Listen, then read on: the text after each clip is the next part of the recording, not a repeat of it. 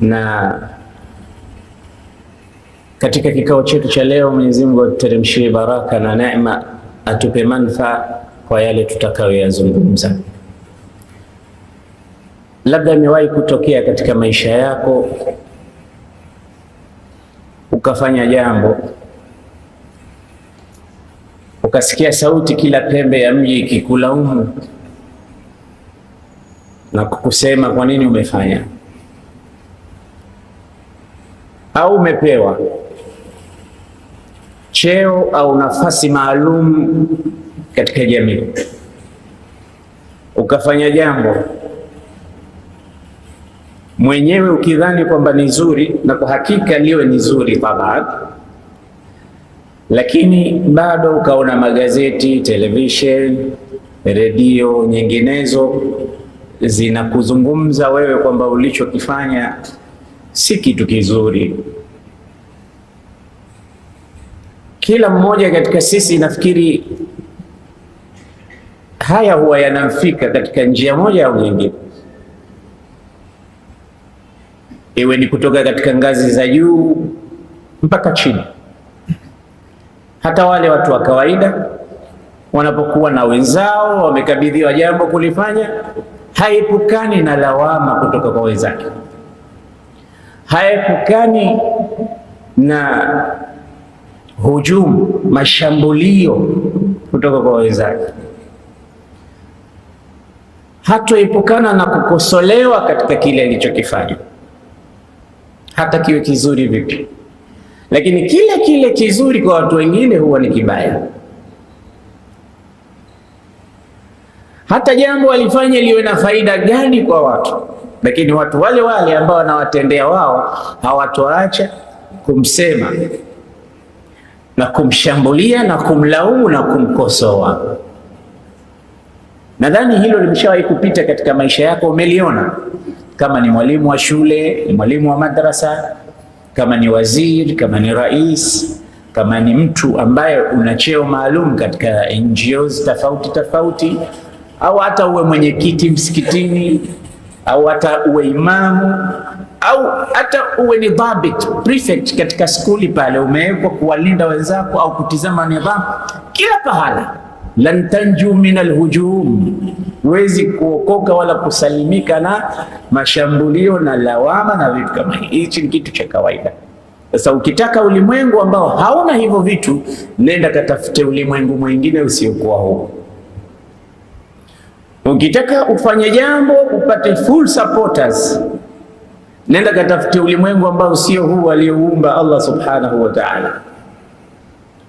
Kwa hiyo ninachotaka kukunasi kwamba usiogope watu kukushambulia, kukusema, wala usiogope kukosolewa. Angalia unachokifanya, utizame vizuri unavyotembea katika kile ambacho unakitekeleza. Kwani mwacha kusemwa na kushambuliwa hawezi kuwafanyia watu wake jambo, na wala hatofika katika kile kinachokusudiwa. Maneno haya hayawezi kukuua, na wala hayatokuwa sumu kwako ukafa kwa sababu ya kukusema sana au kukulaumu. Sayyidina Musa alayhi salam, katika athari zilizopita, aliwahi kuomba kwa Allah, akamwambia ya Rabb,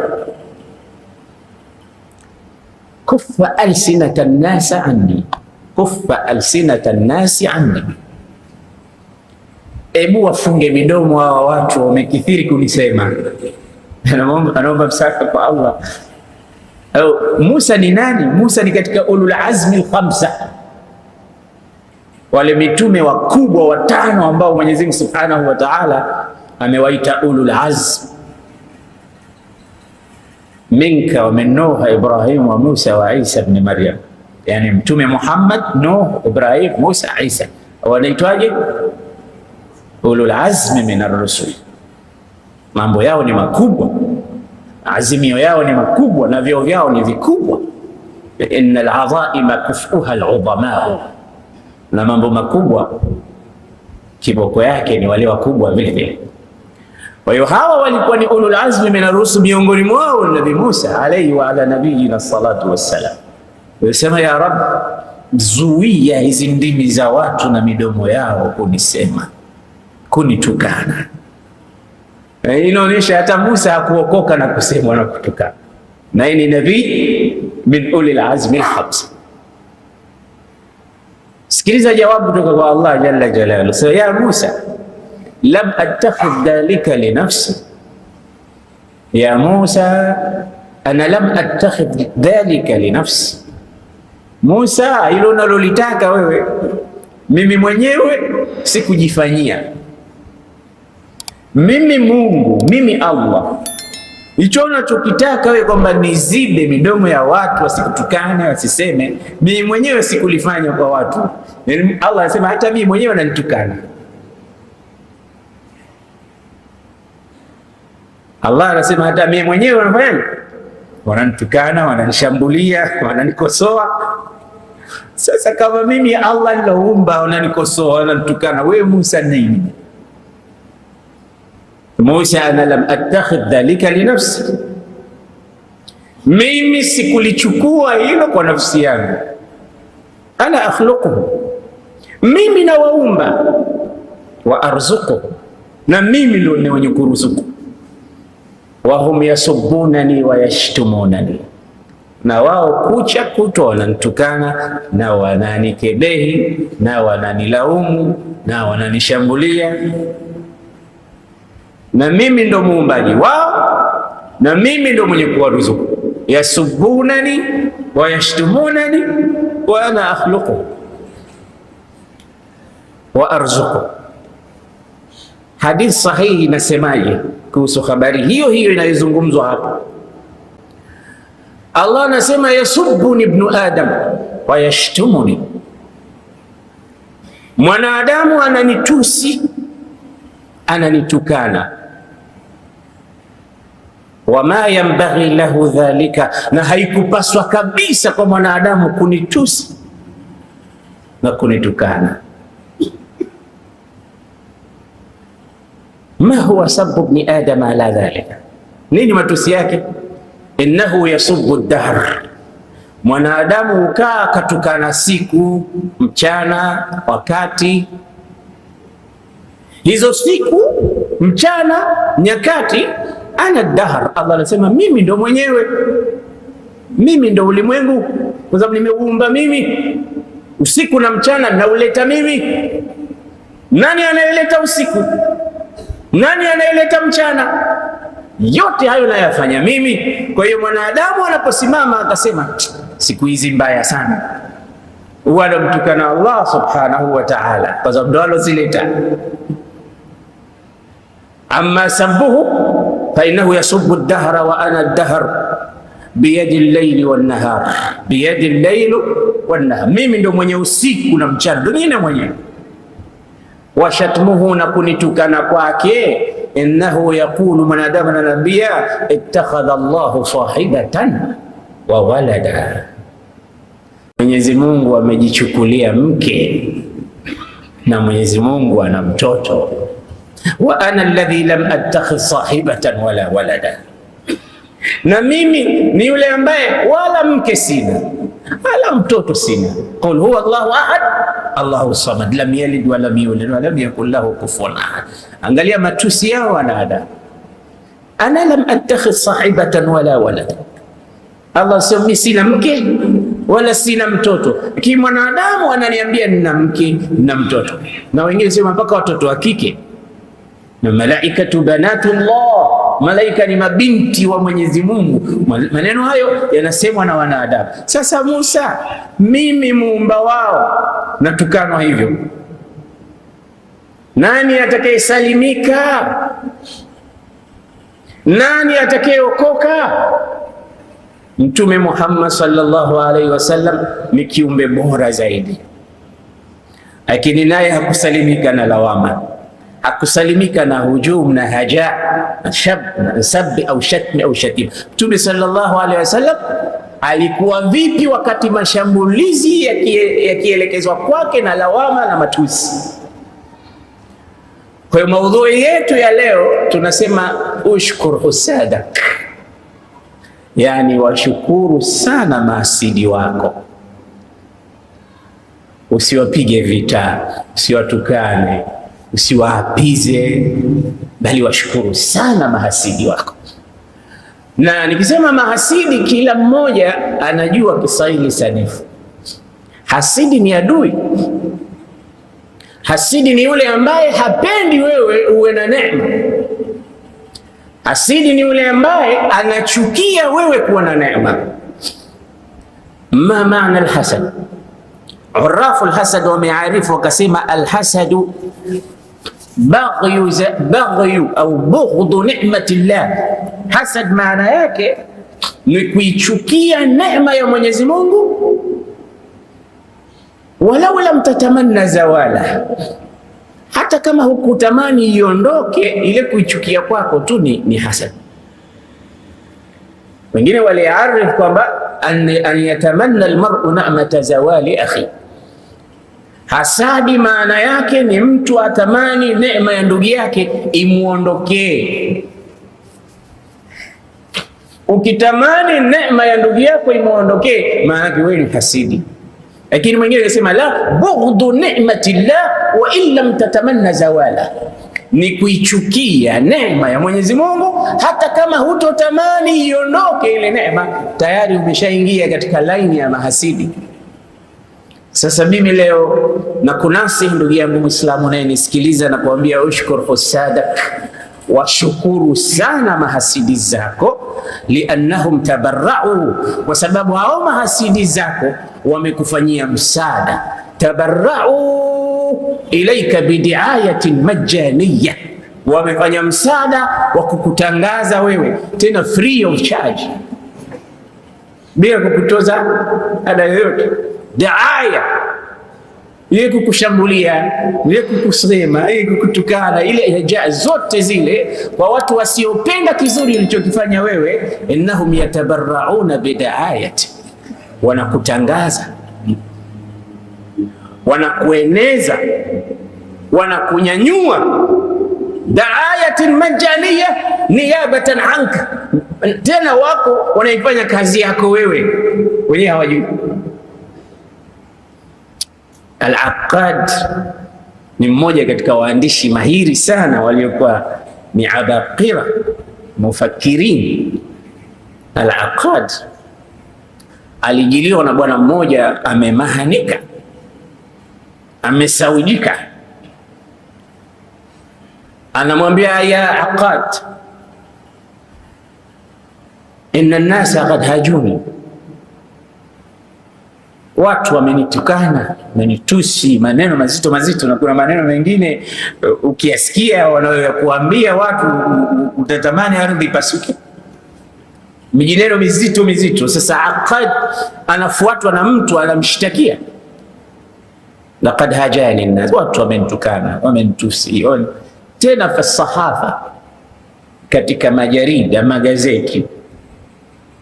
Kila kukicha gazeti lina hujumu, kila kukicha gazeti mashambulizi, matusi. Mimi tu huyu bwana alikuwa anatusiwa, anasemwa, anakashifiwa katika vyombo vya habari, magazeti. Kenda kwa Aqad, anamwambia nifanye nini? Watu wamekithirisha kila gazeti, na mara nyingine kuna magazeti zaidi ya 30 katika nchi. Sasa ukikuta anwani katika kila gazeti, wewe upo katika hilo gazeti na umetajwa kashfa 1, 2, 3. Sasa mara nyingine uchukua mwezi, mwaka mzima, unasema wewe tu katika haya magazeti. Sasa imetokea huko bwana mmoja amekuja kwa Aqad, anashtaki, asema innahum yashtumunani wa yasubbunani fi sahafa, wananitukana, wananitusi katika magazeti. Aqad akamwambia, hebu tumaini, tulia, tini bil jaraid allati fiha as-sibab wa shataim, hebu niletee magazeti yote ambayo umeandikwa, umetukana, umetusiwa, niletee. Akayakusanya yote, akaja nayo kwa Aqad, mzigo. Aqad akamwambia, yaweke chini. Akaeka chini, akasema yapange vizuri kama vile unavyopanga block. Akayapanga vizuri, akamwambia, sasa simama kwa miguu yako miwili juu ya magazeti. Akasimama juu ya magazeti yake, akamwambia, undhur laqad izdadta shibran an mustawa al-ard, tizama namna ulivyopata kimo, umenyanyuka kutoka katika mustawa wa ardhi kwa matusi ambayo umetukana. Si kama tunamfahamu al-Aqad, angalia ulivyopata kimo, maana yale magazeti yalikuwa mengi. Sasa aliposimama juu yake akawa kidogo amerefuka. Naambia tizama namna ulivyopata rifa, cheo, kimo kwa makombora na magazeti ya matusi uliotukanwa nayo. Maana humo ndani matusi yako yote izdadta rifatan walau zadu, na lau wangeongeza lazit, na wangeongezeka kimo. Hii nini maana? Anambia huwezi kuupata ulimwengu ambao hauna mambo kama haya, na hiyo haina maana kwamba wewe ni mtu mbaya.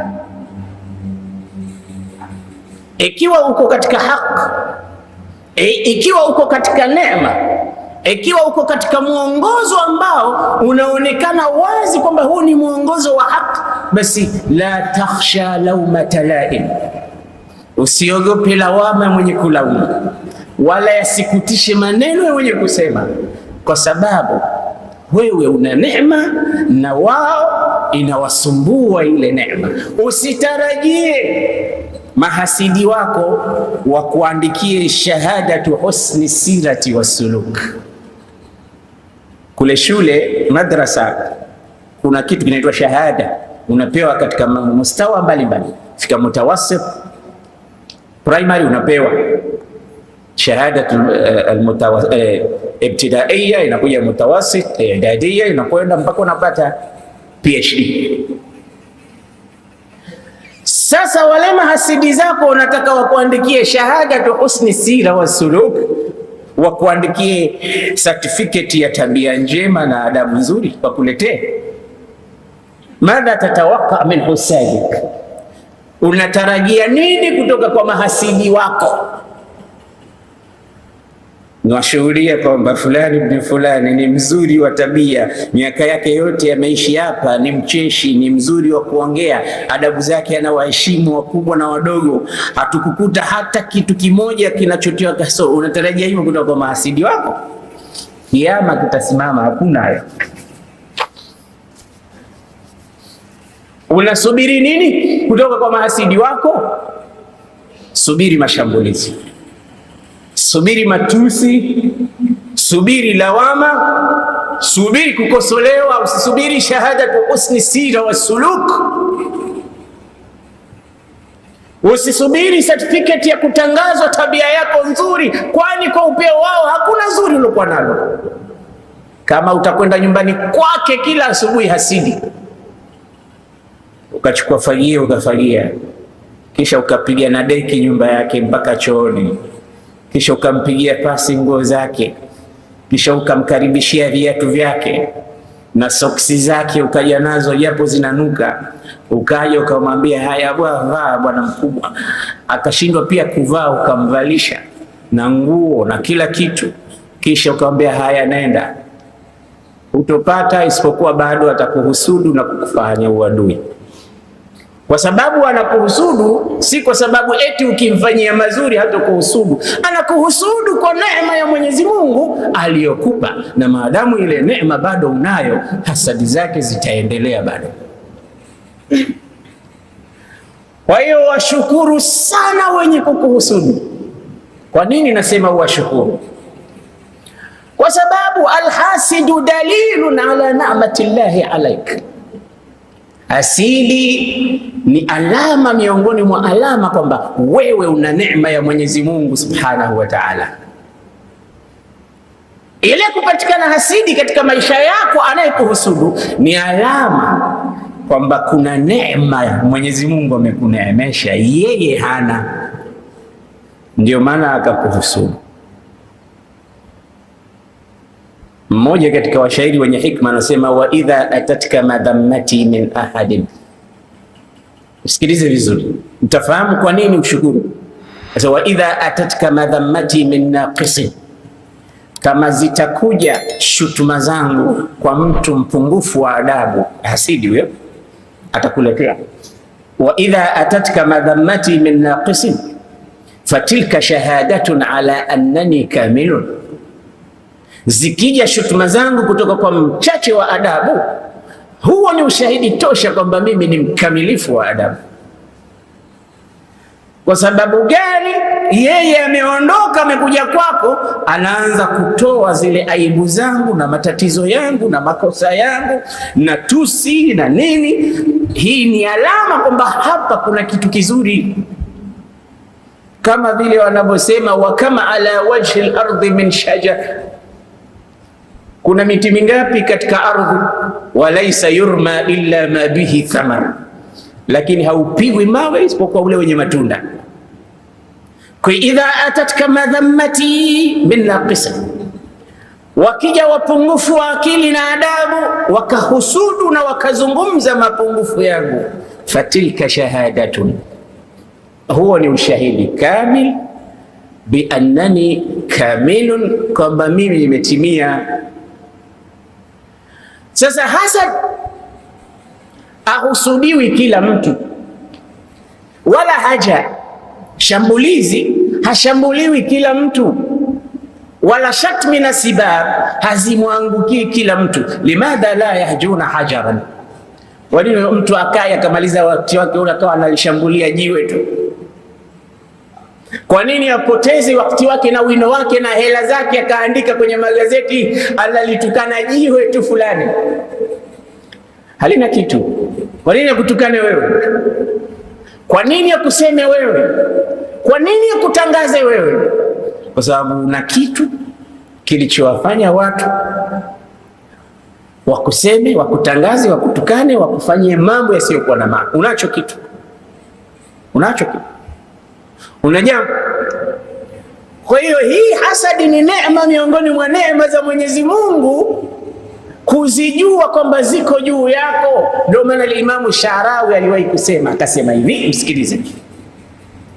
Sha'rawi alayhi rahmatullah anasema, idha ma lam tajid laka hasidan fa'lam annaka insanun fashil, iwapo katika maisha yako hukupata wa kukuhusudu, tambua kwamba wewe ni mwanadamu aliyefeli. Idha ma lam tajid laka hasidan, kama hukupata adui anayekuhusudu, anayekufanyia ubaya, anayekukejeli, akakutukana, fa'lam annaka fashil, fahamu kwamba umefeli. Huna cha kuhusudu nacho. Watu wakuhusudu nini? Wakuhusudu na nini? Lakini unapoona hasad, ima una mali, neema hiyo Mungu amekupa, ima una ilmu Mungu amekupa, ima una karam, una juhud, una murua, una kitu ambacho mwingine kaona yeye ni uadui kwake. Nisikilize hizi sifa za adui na hasidi zinavyokuwa. Anasema alhasudu daiman yab'athu an atharatik, mtu aina hiyo, hasidi yako, adui yako, mara nyingi huwa anatafuta ulipoteleza wewe ni wapi. Kama nzi anatafuta donda liko wapi, alafu pale ndo anatua. Unadhani ukipiga perfume nzi ndo atakimbilia pale? Palipokuwa na aibu ndipo nzi anapokimbilia. Sema alhasud, alhasid, hasidi mara nyingi yabatha an atharati, anatafuta pale ulipoteleza. Sasa si hilo tu, nini hasidi? Atyabu ayame, siku nzuri kwake yeye kuliko zote, yauma maradhik, siku unazokuwa mgonjwa wewe. Akipata habari kwamba unaumwa, siku nzuri kwake yeye ni siku za maradhi yako. Atyabu ayamik, hasidi siku zake nzuri, yauma maradhik, yauma tamrad. Sikia fulani bwana anaumwa, hafi basi tukasherehekea. Wa ahla layali, ahla layali, usiku wake mtamu kweli kweli hasidi, yauma faqrik, siku utakapofilisika. siku utakapofilisika kwake ni celebration, anafanya hafla fulani kadondoka. Wa as'ad saati, na saa zilizokuwa nzuri kwake, hinama yaraka hazinan, anapokuona umehuzunika. Angalia hasidi, alafu nakuuliza mtu aina hiyo wewe huna? Sio naye nao. Na mara nyingine unaweza ukakuta kijiji kizima, pole sana, lakini sio pole tu, hongera, wasinge kuhusudu. Unacho unachohusudiwa nacho. Watlu alayhim naba ibnai adama bilhaqqi idh qarraba qurbana fatuqubila min ahadihima walam yutaqabbal min al-akhar qala la aqtulannak qala innama yataqabbalu Allahu min al-muttaqin.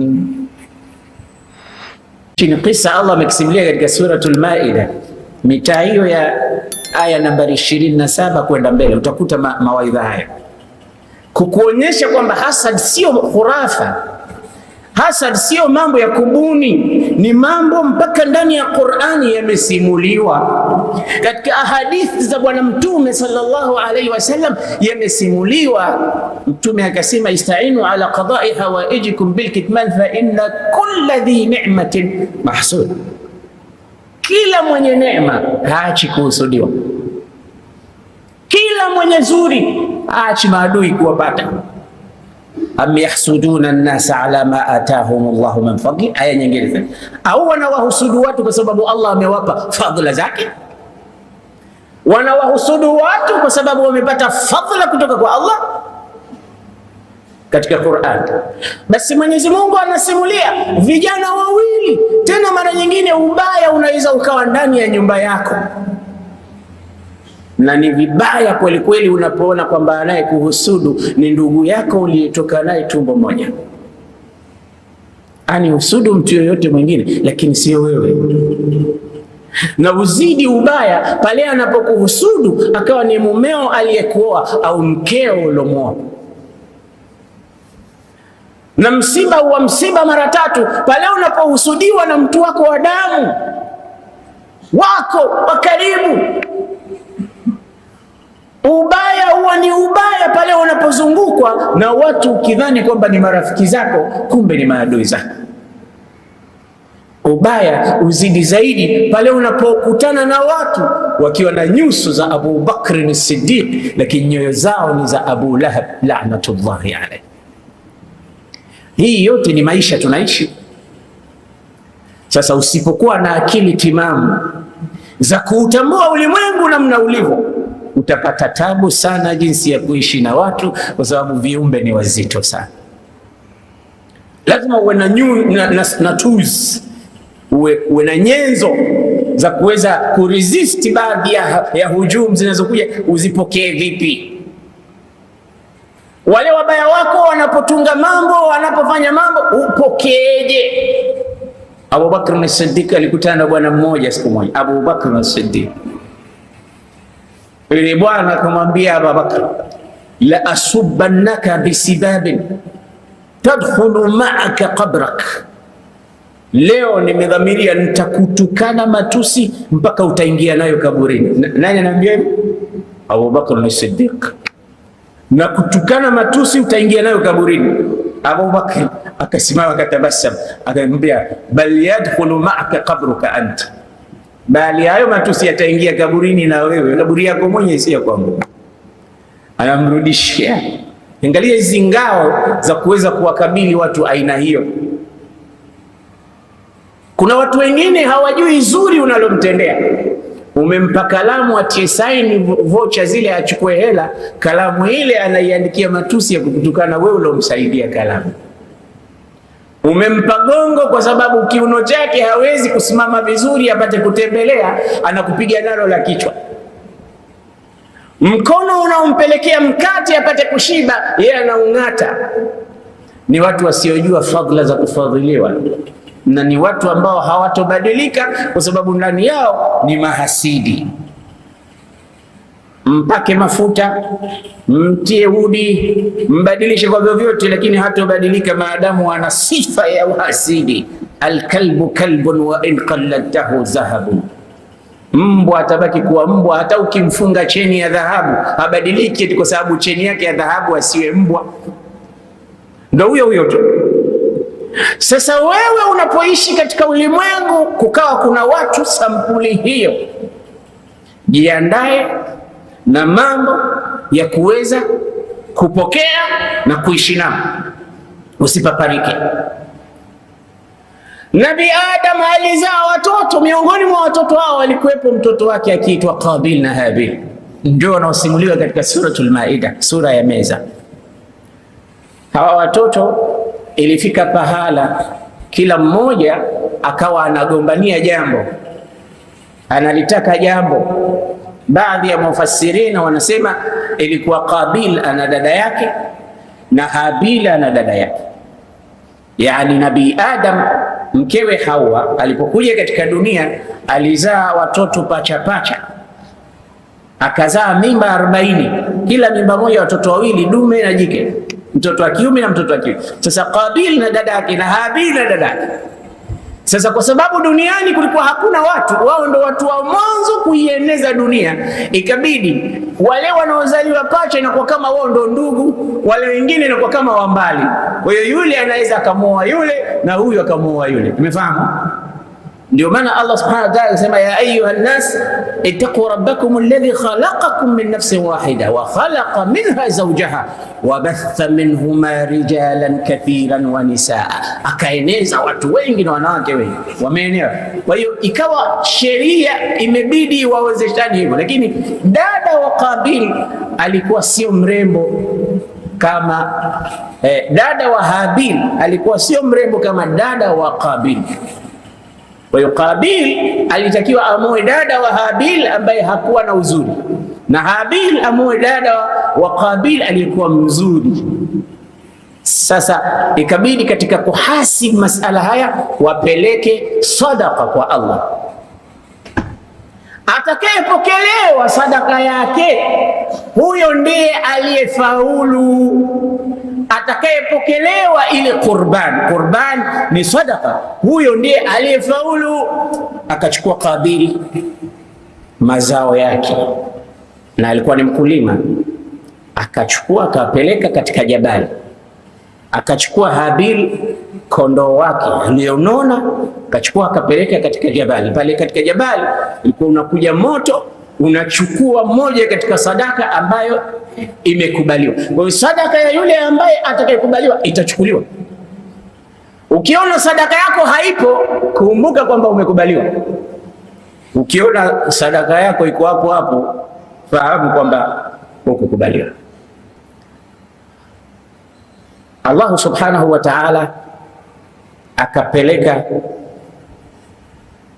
moto ukaichukua qurbana ya Habil, kondoo. Tamaka kondoo haonekani, ameshachukuliwa, kwa maana kwamba Allah amekubali sadaka. Ndio watlu alaihim naba abnai adama bilhaq, wasimulie habari za watoto wawili wa Adam kwa haki. idh qarraba qurbanan fatuqbila min ahadihima, walipopeleka sadaka zao ikakubaliwa kutoka kwa mmoja kati yao Habil. Walam yutaqabbal min al-akhar, hakukubaliwa mwingine. Yule ambaye hakukubaliwa sasa sadaka yake akamuonea mwenzake gere, kijicho, uchungu, wivu, akaanza kumhusudu. Kwa nini akubaliwe yeye? Akamwambia, wewe unajiona bora kuliko mimi, ndio unapendwa kuliko mimi. Bali wanasema masala yalikuwa makubwa zaidi, mpaka mwingine akamtuhumu baba yake kwamba wewe umemwombea dua huyu, yani Adam, ndio maana kakubaliwa, mimi unipendi. Kwa hiyo akamwahidi kwamba atamtendea kitu fulani, kama wale wabaya wanavyoahidi. mimi namwahidi nitampoteza katika hii dunia. Mara anapotea yeye, anaahidi hapo na ile sema la aqtulannak. Lugha ya Kiarabu ina ile mtiririko wanaita ulamaul adab musiqa. Wewe likizungumzwa neno utapata kujua kwamba hapa linamaanisha uzito wa jambo analolo. La aqtulannak, hapa ndani kuna taukidat athqalu min aljibal. Ilikuwa aseme tu saaktuluk, nitakuua. Sema la aqtulannak, nitahakikisha kwa njia zote, kwa namna yoyote, kwa wakati wowote, kwa vigezo vyote, nitakuua tu, huna njia ya kuokoka. Ndio la aqtulannak. Ile lamu ya mwanzo na nuni zote zile tuakidu almas'alata tawkidan jazima. Huo ndo utamu wenyewe wa lugha ya Kiarabu. Hapo anasisitiza kwamba there is no way, wewe lan tanju, huokoki. La aqtulannak, qala la aqtulannak. Aliyeambiwa maneno haya alijibu nini? Sasa tizama namna ya watu walivyojua kuishi na mahasidi na maadui. Abu Bakr anaambiwa asubbuka sibaban yadkhulu ma'aka qabrak. Abu Bakr anarudisha bal yadkhulu ma'aka qabraka ant, taingia nawe mwenyewe mbele ya makaburi. Imam Shaabi siku moja mwenyewe anakwenda pole pole taratibu kama Shia mza watu wa iman, kalikuta jitu njiani likaanza kutiririsha mvua ya mawingu kwa Imam Shaabi, mvua ya matusi. Shaabi mwisho anasikiliza tu kama vile anategea habari kwa habari muhimu, anasikiliza. Mwisho amekwama yule bwana, anafikiri hakupata tena ya kuendelea, maana matusi mengine mpaka anayamaliza. Anaona sasa anarudia, kakaa kimya. Shaabi akamwambia in kunta kadhiban ghafara Allahu lak wa in kunta sadiqan ghafara Allahu li. Hayo yote ulionisema nayo hayo, kama ni mkweli Mungu atanisamehe mimi mnyonge mchafu nilofanya matendo hayo. Kama ni muongo Mungu akusamehe wewe. Hii kwa adui na hasidi ni zaidi ya kunyanyua ngumi ukampiga, ni zaidi ya kunyanyua gongo ukampiga, kwa sababu hasidi huwa kinachomuumiza ni kule kufaulu kwako. Tumesema hasidi ahla ayami, siku nzuri kwake pale utakapofukarika. Atyabu ayami, best days kwake yeye yaumu maradhi, utakapokuwa mgonjwa. Eiduk ma'tamullah, sikukuu yako wewe kwake yeye ndo matanga. Wewe unasherehekea sikukuu kwa yeye ndo anaumia kama kafa mtu. Najahuk fashaluhu, kule kufaulu kwako wewe ndo kufeli kwake. Wafashaluk najahu, lakini kufeli kwako ndo kufaulu kwake. Angalia adadi hizo za hasidi. Kila unapopata zuri wewe kwake yeye lile ndo huwa baya, na kila unapopata baya wewe kwake yeye lile huwa ndo zuri. Najahu kafashalu. Tizama zaidi, dhahkuka bukauhu, kile kicheko chako wewe kwake yeye ni kilio. Yani hataki kuona una smile, hapendi. Dhahkuka bukauhu. Asgharu khataik, kosa lako dogo ulilolifanya wewe kwake yeye akbar min jabal Uhud, ni kubwa kuliko jabal Uhud. Yansa kulla shay'in anka illa hafawatik, husahau kila kitu chako isipokuwa ulipoteleza hasahau. Wayaghful an kulli ma fik siwa zallatik, na huwa anaghafilika na kila kitu ulichokuwa nacho wewe isipokuwa zile aibu zako, azisahau kabisa wala ghafiliki nazo. mtu hatari, na ni wengi walioje katika mitaa, ni wengi walioje tuliokumbana nao, ni wengi walioje katika ulimwengu. Ya subhanallah, idh qarraba qurbanan fatuqubila min ahadihima wa lam yutaqabbal min al-akhar qala la aqtulannak. Sikiliza jibu la aliyeahidiwa kuuawa, asema innama yataqabbalu Allahu min al-muttaqin لئن بسطت يدك إلي لتقتلني لئن بسطت إلي يدك لتقتلني ما أنا بباسط يدي إليك لأقتلك إني أخاف الله رب العالمين. مجيب يا ذهاب لأقتلنك إنما يتقبل الله من المتقين. Hakika Mwenyezi Mungu anawakubalia wachao Mungu. Na kama unataka kuniua, la in basatta ilayya yadak, ukinyanyua mkono wako kwangu, litaktulani, utake kuniua, ma ana bibasati yadi ilayka liaqtula, mimi sitonyosha wa kwangu ili nikuue. Inni akhafu Allah, na sio kwamba nakuogopa, namuogopa Allah subhanahu wa ta'ala. Sikuogopi wewe, namwogopa Allah subhanahu wa ta'ala. Mufassirin wanasema na kati ya Habil na Qabil, yule aliyemwambia mwenzake nitakuua, yule alikuwa hana nguvu kuliko aliyeambiwa utauawa. Yule alikuwa na nguvu kweli kweli. So ukitizama picha mbili za watu wawili hawa, unaona aliye pale ana uwezo wa kummaliza mwenzake ni yule aliyetishiwa maisha, lakini yeye ndo alosema maneno ya busara, akamwambia la in basatta ilayya yadaka litaqtulani ma ana bibasitin yadi ilayka liaqtulak inni akhafu Allah rabbal alamin inni uridu an tabua biithmi wa ithmika fatakuna min ashabin nar wa dhalika jazaa'ul kafir wa dhalika jazaa'u dhalimin. Mimi dhambi zako na dhambi zangu ukishazikusanya wewe, ukazichukua wewe zote, ukapata mambo ambayo wala ilikuwa si dharura uyapate, maana siku ya Kiyama kuna mtu ataitwa muflis kwa hadithi ya Mtume sallallahu alaihi wasallam, na mmoja katika muflisin ni watu ambao watawaua wenzao. Siku ya Kiyama watakuja watu kwa amali zao kama majabali, lakini watakuja ameua huyu, amempiga huyu, amemdhulumu huyu, amemnyang'anya huyu, amechukua mali ya huyu. Sasa ataambiwa mlipe, uliochukua mali yake mlipe.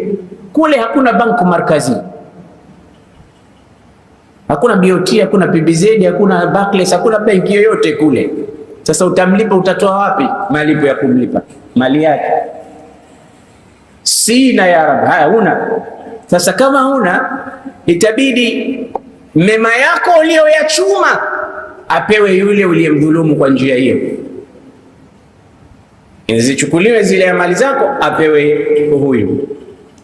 Sasa uliochukua mali yako, uliochukua mali yake ni mmoja.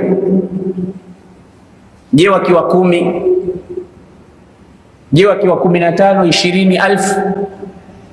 Ikiwa umemchukulia kila mmoja, wote wale wanakuja wanachota tu kutoka katika amali zako, wanachukua. Alafu akimalizika ule uchukua mali zao, sasa wanakuja wale ambao umewaua. Uliua mmoja, je 100?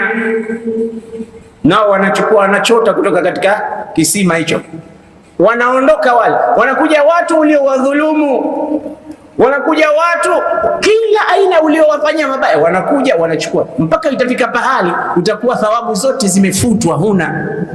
Sasa thawabu zikishamalizika, sasa anakuja mwingine anasema mimi alinipiga, kwa sababu dharaba pia imetajwa, waqad dharaba hadha, amempiga huyu, hata alompiga ajo chukua. Sasa mema yamekwisha. Wewe ulopigwa si una dhambi, dhambi zako sasa zichukue, mpe huyu ambaye alikupiga. Sasa inachukuliwa makosa ya wale aliyowatendea. Sasa kama mema yamekwisha, yanachukuliwa madhambi ya wale wanaomdai, anapewa yeye. Mtume anasema thumma yulqa fi nar, kisha anatupwa motoni. Ya Rabbi, situjalie miongoni mwa hao. Kwa hiyo namwambia, la in basatta ilayya yadaka litaktulani ma ana bibasitin yadi ilayka liaktulak inni akhafu Allah inni uridu an tabua bi ithmi wa ithmik fatakuna min ashabi an-nar wa dhalika jazaa'u adh-dhalimin. Allah anasemaje? Fatawwa'at lahu nafsuhu qatla akhihi faqatalahu fa asbaha min al-khasirin, akawa ni mwenye kujitolea kumuua ndugu yake, na kweli akamuua. Hasa ilifika mpaka kuua. Kwa nini? Sio yeye, ni yeye. Fika pahali akachukua jiwe kubwa, mwenzake amelala, akampiga nalo la kichwa, akafariki Habili. Faqatala, akamuua. Na hasidi akikupatia nafasi anakuua. Anaweza akakutilia sumu katika kinywaji. Hasidi anaweza kukutilia kitu katika chakula. Hasidi anakufanyia mambo makubwa. Faqatala fa asbaha min alkhasirin, walipomuua akawa miongoni mwa watu waliopata hasara. Sasa alipomuua akamkamata, nazunguka naye, kwa sababu hao ndo wanadamu wa kwanza hata kuzika hawajui. Ndo mwanzo mtu wa kwanza anauawa huyo. Ameukamata sasa mwili wake, anaranda nao, hajui ufanyeje.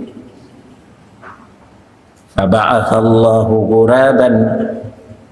ghuraban yabhathu fil ardi liyuriyahum kayfa yuwari sawata akhi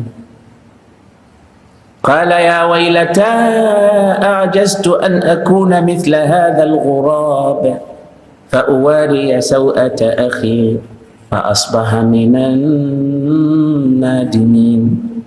Faba'atha Allahu ghuraban, Allah akampeleka kunguru, wakapigana kunguru wawili, mmoja akamuua mwenzake. Yule alioua akafukua chini ya ardhi, akamzika yule mwenzake aliyemuua.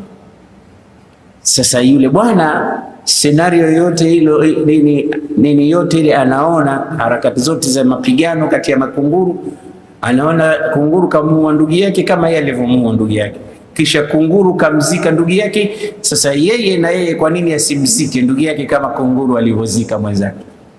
Qala, ndipo aliposema a'jaztu ya wailata a'jaztu, mimi nimeshindwa mimi an akuna mithla hadha alghurab, nsifanye kama alivyofanya hivi.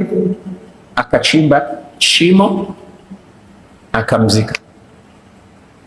Kwa ujanja wote mwanadamu kafundishwa kuzika na kunguru. Mwenyezi Mungu Subhanahu wa Ta'ala anasema sasa, kwa ubaya wa kufa, kwa ubaya wa kuua, min ajli dhalik katabna ala bani Israil annahu man qatala nafsan bighayri nafsin aw fasadin fil ard فكأنما قتل الناس جميعا ومن أحياها فكأنما أحيا الناس جميعا من أجل ذلك كتبنا على بني إسرائيل أنه من قتل نفسا بغير نفس أو فساد في الأرض فكأنما قتل الناس جميعا.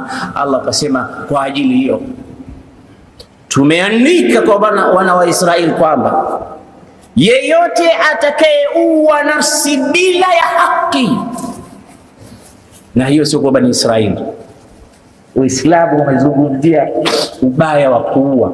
Man qatala nafsan, mwenye kuua nafsi bighairi nafsi, pasi na haki, yani pasi na kwamba huyu bwana amestahili kuuawa kwa sababu naye kaua bila hiyo. Fakaannama qatala an-nasa jamia, kuua mtu mmoja ni kama kuua watu wote duniani. Baada ya hapo anatokezea mtu eti anasema kitabu hiki ndio kinahimiza watu kuuawa bure bure. Ukimwona mtu anaua watu bure bure bila ya hatia, fahamu kwamba anakwenda kinyume na kitabu cha Uislamu namna kinavyoagiza. Min ajli dhalik katabna ala bani Israil annahu man qatala nafsan bighairi nafs au fasadin fil ard au hata fisadi, hautakiwi fisadi katika, fakaannama qatala an-nasa jami'an, ni sawa na kuwa watu. Waman ahyaha, na yule atakayeziandalia nafsi mazingira mpaka zikapata uhai zikaishi, fakaannama ahya an-nasa jami'an, ni kama kuwaachia watu wakaishi wote katika ulimwengu. Uislamu huo. Hasidi hana sababu. Waswahili wanasema, mmoja anasema hasidi hasudi, yani hasidi hawi bwana, hawi mfalme, hawi mwema. Lakini ukitaka kumuumiza hasidi, kuwa na subra juu ya hasadi yake. Mshairi anasemaje? Isbir ala kaidi lhasudi fa inna sabraka qatiluhu fa inna an-nara ta'kulu ba'daha in lam tajid ma ta'kuluhu. Subiri, vumilia vitimbi vya mahasidi, hakika subira yako inamuua, subira yako inamuumiza, subira yako inamwangamiza, kwa sababu moto unajitafuna wenyewe usipopata kuni ya kutafuna. Ndio maana kwambia mutu bighaidhikum, kufeni kwa hasira zenu, mtakufa kwa hasira zenu, kwa chuki zenu na hasad zenu katika vifua vyenu. Mutu bighaidhikum. Kwa hiyo anapokuwa anafanya kitu kibaya juu yako, silaha yako kubwa ni kuwa na subra. Allah ametuhimiza katika sura ya Ali Imran, anasemaje Allah? Isikilize aya hii: la tublawunna fi amwalikum wa anfusikum wa la tasma'unna min alladhina utul kitaba min qablikum wa min alladhina ashraku adhan kathira wa in tasbiru wa tattaqu fa inna dhalika min azmi al-umur. La tublawun, mtaonjwa, hamtaachwa hivi hivi. Fi amwalikum, katika mali zenu, wa anfusikum, katika nafsi zenu, wala tasma'unna min alladhina utul kitaba min qablikum, na mtayasikia mengi kutoka kwa waliopewa kitabu kabla yenu, wa min alladhina ashraku, na hata mabedui wa Maka, watu wengine maadui zenu ambao sio Waislamu, mtasikia mengi kutoka kwao. Min alladhina ashraku wala tasma'unna min alladhina utul kitaba min qablikum wa min alladhina ashraku adhan kathira, mtasikia udhia mkubwa mwingi, fitna, kejeli, hujum, haja, kila aina, sibab, shataim, zote hizi mtazisikia. Lakini Allah asemaje? Wa in tasbiru wa tattaqu, lakini mkiwa na moyo wa subira na mkimcha Mwenyezi Mungu Azza wa Jalla, fa inna dhalika, hakika hayo, min azmi al-umur, ndiyo mambo makubwa ya kuazimia kufanya, kuliko kutaka kwenda kulipiza kisasi, kumtafuta adui, kumtafuta hasidi. Usipoteze wakati wako kwa watu wasiokuwa na nafasi. Innal insana tafih la yuhsad, mtu asiyekuwa na mbele wana nyuma ahusudiwi. Umehusudiwa wewe mwenye kitu, umehusudiwa wewe mwenye maana, umehusudiwa wewe mwenye uzito. Kwa hiyo wewe ni alama kwamba una neema ya Allah subhanahu wa ta'ala. Kuwa mvumilivu. Subra itamwangamiza hasadi, itamwangamiza kama vile moto unavyokula kuni, lakini ukikosa kuni unajitafuna wenyewe kwa wenyewe. Mmoja anasema katika hali hiyo hiyo ya kuzungumzia hasad namna inavyoumiza, anasema lillahi darul hasadi ma a'dala, lillahi darul hasad ma a'dala. Jamani, ni uadilifu ulioje wa hasad. Hasad ni muadilifu kweli kweli. Innahu badaa bisahibihi faqatala, kwani ile hasad inapochomoka huwa inaanza na yule yule mwenyewe aliyechomoa hasad, yani umuanza kumwangamiza yule yule hasidi mwenyewe, kwa sababu lile ni sawa sana kala moto katika kifua chake, kama siku yake nzuri kwake ni wewe ukiwa mgonjwa. Sasa ukiwa mzima, je, anaumia. Akikuona unatabasamu, yeye anaumia. Ina maana kila akikuona wewe anapiga glasi ya sumu na machungu. Sasa usione watu wanaumwa, kuna watu wengine wanaumwa na mengi.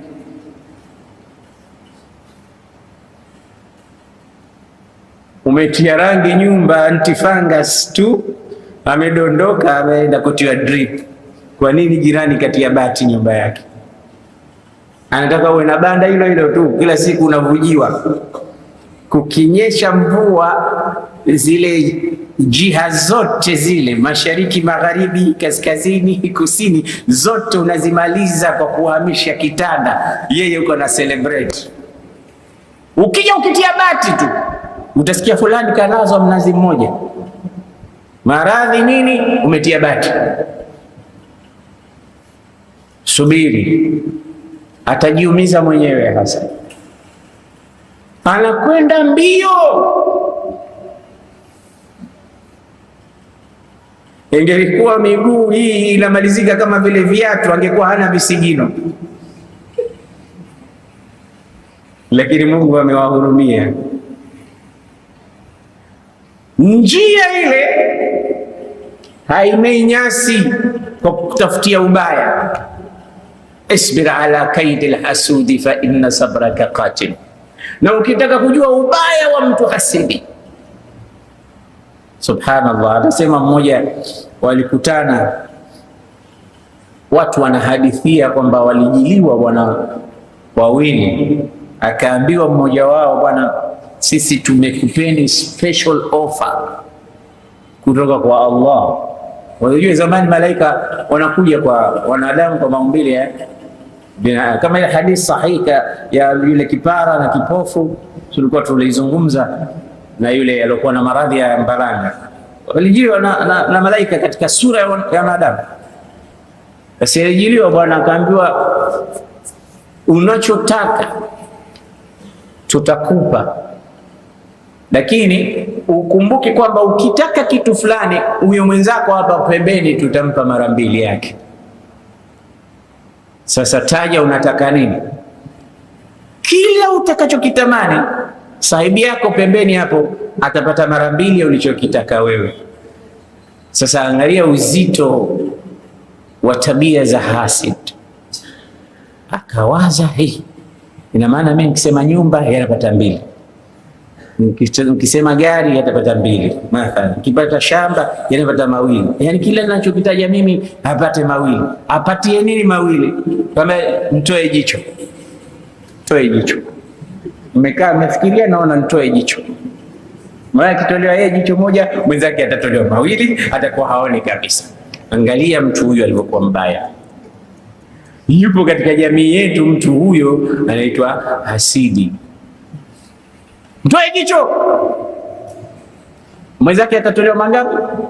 Atakuwa haoni kabisa. Yeye afadhali atakuwa anaona kwa jicho moja, haijambo naona, lakini mwenzake kakukosa nini huyu, kwamba tu asipate mara mbili. Inna lillahi wa inna ilaihi raji'un. Lakini usipate shida ya kubabaika, wala usiache kuwasamehe watu aina hiyo. Na wema waliotangulia, ilikuwa usiku kabla hajalala anavuta fikra, nani na nani amenitusi, amenitukana, amenikosea, alafu anawasamehe wote, alafu analala. Kwa sababu ile kuweka kitu katika moyo peke yake unajitafutia maradhi. We kila siku unakaa unaumia tu kwa sababu eti fulani anakusema, unaumia kwa sababu eti fulani anakutukana. Unaacha kusoma Qur'ani, kufanya mambo yako sababu bwana, leo kuna fulani kanikera kweli kweli, siwezi hata kusali. Sasa watakukera sana, wasamehe, Mungu atadili nao. Kitu kikubwa sana hicho. Mwenyezi Mungu atujalie min alladhina yastami'una alqawla fayattabi'una ahsana. Allahumma